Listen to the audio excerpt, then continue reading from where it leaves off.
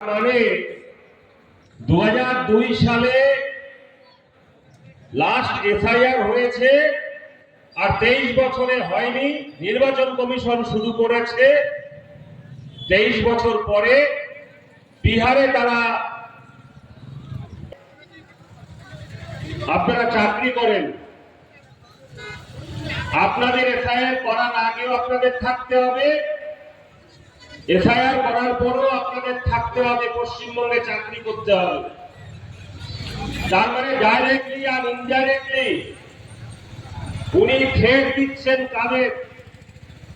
আপনারা একবার ভাবুন, নির্বাচন কমিশন যাদের নির্বাচিত করবে এফআইআর করার জন্য, নির্বাচন কমিশন একটা স্বশাসিত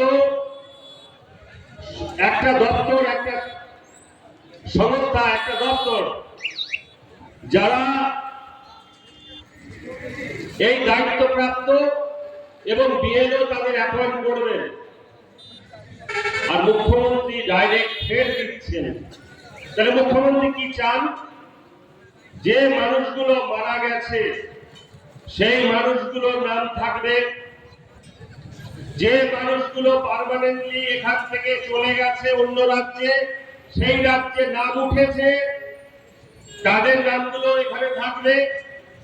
এই মাননীয় মুখ্যমন্ত্রী চান যে রোহিঙ্গা যারা মুসলিম যারা আছে, যারা মায়ানমার থেকে কক্সবাজারে বাংলাদেশে ছিল এবং 500 থেকে 550 কিলোমিটার যে ফেন্সিং হয়নি, কাঁটাতারের হয়নি যারা দেওয়া, কারণ এই রাজ্য সরকার জমি দেয়নি, সেখান থেকে যারা অনুপ্রবেশকারী মুসলিম বাংলাদেশের এবং রোহিঙ্গা মুসলিম যারা ভারতবর্ষের বিভিন্ন জায়গায়, বিশেষ করে পশ্চিমবঙ্গে এই শাসকদের হাত ধরে ভোটার কার্ড, রেশন কার্ড এবং বিশেষ করে আধার কার্ড বানিয়ে ভোটারে কোনোভাবে নাম তুলে যারা তৃণমূলের ভোট ব্যাংকে পরিণত হয়েছে গত কয়েক বছরে, মাননীয় মুখ্যমন্ত্রী এই নামগুলো চান। কেন আপনাদের বলছি? এই গাইঘাটা বিধানসভায় যদি 300টা বুথ থাকে, তাহলে 300টা বুথ, এটা সহজ সরল একটা অঙ্ক। গাইঘাটা বিধানসভায় 300টা যদি বুথ থাকে, আছে 260 কি 265, আমি সহজভাবে বলার জন্য বলছি 300টা যদি বুথ থাকে, আর 50টা যদি ঘাপলা করতে পারে, এরকম কেউ মরে গেছে তার ভোটটা দিয়ে দাও, কেউ পার্মানেন্টলি অন্য রাজ্যে সেটেল হয়ে গেছে, বসবাস করছে, তার ভোটটা দিয়ে দাও, আর কিছু মুসলিম অনুপ্রবেশকারী যারা বাংলাদেশ থেকে পশ্চিমবঙ্গে ঢুকেছে তার ভোটটা। প্রত্যেক বুথে যদি 50টা ভোট করা যায়, তাহলে 50 × 300 কত হয়? 15,000, তাই তো?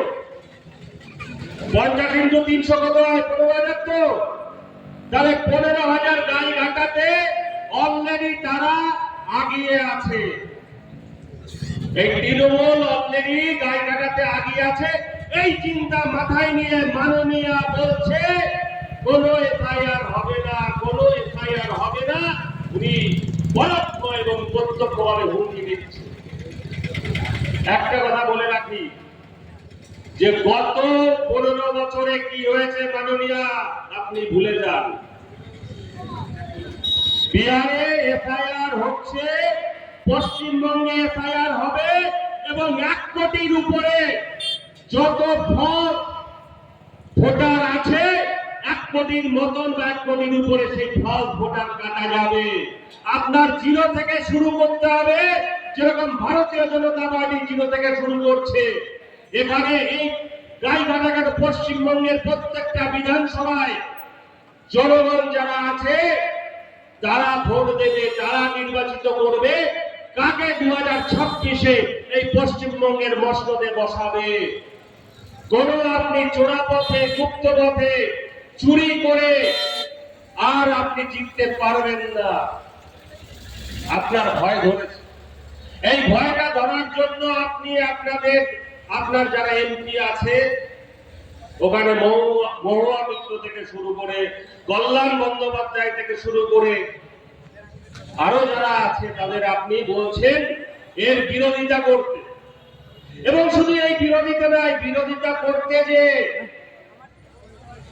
আপনি একটা স্বশাসিত সাংবিধানিক ভাবে গঠিত একটা সংস্থা সেই নির্বাচন কমিশনকে আপনি বলছেন তারা পক্ষপাতিত্ব করছে। আপনি পাকিস্তান, যে পাকিস্তানের থেকে প্রত্যেক দিন যারা আতঙ্কবাদী এবং সন্ত্রাসবাদী এই ভারতবর্ষে ঢুকছে, আপনারা